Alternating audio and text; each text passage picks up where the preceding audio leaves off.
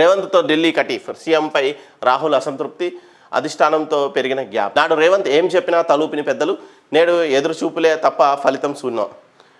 ఇది నాకెందుకో కొంచెం అంత నమ్మశక్యంగా లేదు. ఎందుకంటే నిన్న మహేష్ కుమార్ గౌడ్ పీసీసీ ప్రెసిడెంట్ని చేయడం ద్వారా చూస్తే హైకమాండ్ ఇంకా రేవంత్ రెడ్డి మాటలు వింటుంది. సో ఇంత గ్యాప్ అయితే లేదు. కొత్త పీసీసీ ఎంపిక కూడా నెలలుగా ఢిల్లీ హైదరాబాద్ మధ్య నలిగిపోతూనే ఉంది. సీఎం మంత్రులు ఢిల్లీకి వెళ్ళిన ప్రతిసారి కొత్త పేరు తెర మీదకి వస్తుంది.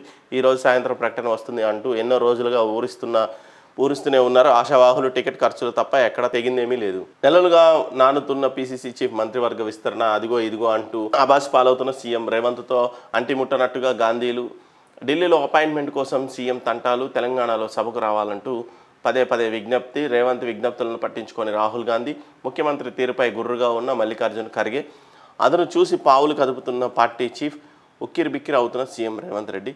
టార్గెట్ పొంగులేటి, రేవంత్కు మంత్రికి మధ్య గ్యాప్, నెక్స్ట్ సీఎం ఆయనేనన్న ప్రచారం, పార్టీ ఫిరాయింపులలో కీలక పాత్ర, ప్రభుత్వంలో పొంగులేటి ప్రాధాన్యం తగ్గించే ప్రయత్నం, ఇమేజ్ డ్యామేజ్ చేసేలా ఎత్తులు. అనుకుందే జరిగింది. పొంగులేటి శ్రీనివాసరెడ్డిని సీఎంగా చూడాలని వాళ్ళ అభిమానులు ఏదైతే కోరుకుంటున్నారో పొంగులేటి శ్రీనివాస్ రెడ్డి ఖచ్చితంగా ఆయనకి ఎసరు పెట్టాడు. సో నెక్స్ట్ మొత్తాన్ని కలిపి వీళ్ళందరూ కలిసి పొంగులేటి శ్రీనివాసరెడ్డిని సీఎం చేయబోతున్నారా అంటే అవుననే కనబడుతున్నాయి. ఎందుకంటే సీనియర్ల ఆశావాహం పెట్టుకొని ఉన్నారు. సీనియర్లో చాలా ఆశలు ఉన్నాయి. సో ఈ సీనియర్ల మీద ఈ ఆశలపైన నీళ్లు జల్లి పొంగులేటి శ్రీనివాసరెడ్డి లాంటి వాళ్ళకి అధికారం చేజెక్కితే ఏంటి పరిస్థితి? ఎందుకంటే బీఆర్ఎస్ నుంచి 10 మంది ఎమ్మెల్యేలను తీసుకొచ్చింది కూడా పొంగులేటి శ్రీనివాసరెడ్డి. సో ఆయన క్యాపిటలిస్ట్, ఆయన ఎంతైనా ఖర్చు పెట్టగలరు పార్టీకి కానీ, లేదంటే క్యాడర్కి కానీ, లేదంటే హైకమాండ్కి కానీ, ఎక్కడైనా సరే సర్ది చెప్పగలరు. So Revanth Reddy charisma election before 6 నెలల ముందులో ఎంత హై ఉందో ఎలక్షన్ తర్వాత అలా పడిపోతూ వచ్చింది. గ్రాఫ్ ఎలా పెరిగిందో అలాగే పడుతూ వచ్చింది. ఇప్పుడు రేవంత్ రెడ్డి చరిష్మా చాలా తగ్గింది. ఎందుకంటే సీఎం హోదాకి పనికిరాడు, సీఎంగా ఆయన చూడలేకపోతున్నాం అని చెప్పి బీఆర్ఎస్ పార్టీ నాయకులన్నా కూడా దాంతోపాటే ప్రజల్లో కూడా ఆయన పైన నమ్మకం తగ్గిపోతుంది. ఆయన చెప్పిన మాటలకి చేసే పనులకి సంబంధం లేకుండా పోయింది. సో ఎక్కడ పొంతం లేని పరిస్థితి. సో ఎక్కడ ఐఏఎస్ని కానీ ఐపీఎస్ని కానీ కమిషన్లని మార్చకపోవడం, పాత పద్ధతిలోనే లేదంటే కాంగ్రెస్ మూస పద్ధతిలో వ్యవహారాలు నడిపించడము, కార్యకర్తలని దగ్గరికి రాకనివ్వకపోవడము, సీనియర్లు ఈయన పైన అలకపోనడము, సీనియర్లు కూడా ఒక రకంగా పని చేయట్లేదు. సీనియర్లు ఏం చేస్తున్నారంటే రేవంత్ రెడ్డి దగ్గరికి వెళ్ళండి, మా దగ్గర ఏం లేదు, పదవులు మా దగ్గర లేవు, పవర్లు మా దగ్గర లేవు అని చెప్పేసి రేవంత్ రెడ్డి దగ్గర పంపించడం, రేవంత్ రెడ్డి దగ్గరికి వెళ్ళే పరిస్థితులు ఎక్కడ లేకపోవడం, మళ్ళీ వీళ్ళు తిరిగి గందరగోళం పరిస్థితుల్లో కాంగ్రెస్ నాయకులు ఉన్నారు. సో అల్టిమేట్గా రేవంత్ రెడ్డి మీద విరక్తి, చిరాకు కలిగించడంలో సక్సెస్ అయ్యారు సీనియర్స్.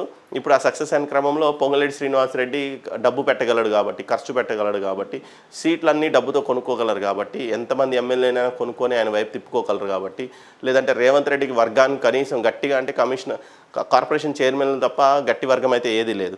సో లేని క్రమంలో పీసీసీ అధ్యక్షుడు ఉన్నా కూడా రేపొద్దున పార్టీ అధిష్టానానికి తలవంచక తప్పదు. ఒకవేళ ఎటు వెళ్ళినా కూడా ఖచ్చితంగా 6 నెలల్లో హైడ్రా అనే గుదిబండ రేవంత్ రెడ్డి నెత్తి మీద పడడం ఖాయం. ఈ హైడ్రా బూచితోనే రేవంత్ రెడ్డికి పదవీగండం ఉండబోతోంది. 6 నెలల్లో ఈ పదవీగండం ఉండి ఖచ్చితంగా రేవంత్ రెడ్డి దిగిపోయే పరిస్థితులు ఉన్నాయి. సో అభిమానులకి కొంత బాధ కలిగిన అంత చరిష్మా కానీ అంత హైప్ కానీ ఇప్పుడు లేదు. రేవంత్ రెడ్డి కొంచెం డల్ అయిపోయినట్టే, స్లో అయిపోయింది బండి.